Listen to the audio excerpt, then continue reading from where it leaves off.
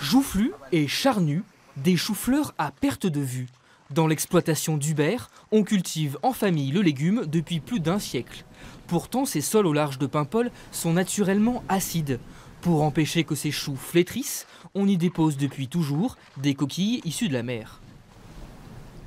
Quand on écrase avec son ongle, il se défait, il est enfeuillé et il va libérer du calcium. Ça va neutraliser le pH, donc ça va le rendre autour de 7, 7,5. Et la plante va pouvoir absorber pour ses éléments fertilisants le calcium pour la croissance de la plante.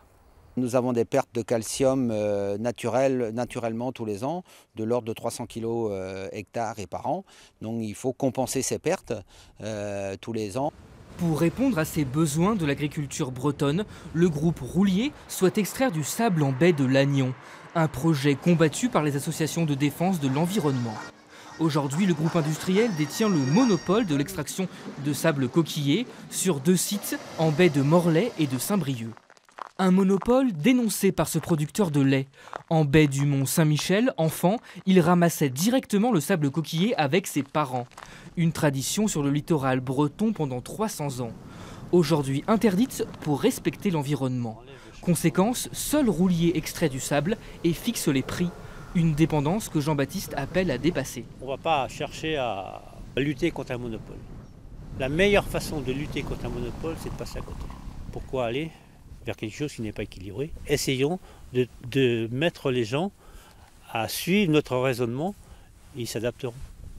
Des solutions alternatives encore insuffisantes pour cet agronome. La chaux, qui vient de Carrières dans le centre de la France, a un coût bien supérieur au sable coquillé. Ce qui change, c'est que pour les agriculteurs, c'est un coût supplémentaire, qu'il y a une dégradation des qualités de travail et qualité du sol. Et puis, troisième conséquence, ça met des camions sur la route, parce que les camions ils viennent de très loin, et mettre des camions sur la route, c'est un coût environnemental avec la pollution. Aujourd'hui, chez les Jacob, on utilise la chaux pour 20% des légumes, un produit acheté 10 fois plus cher que le sable coquillé.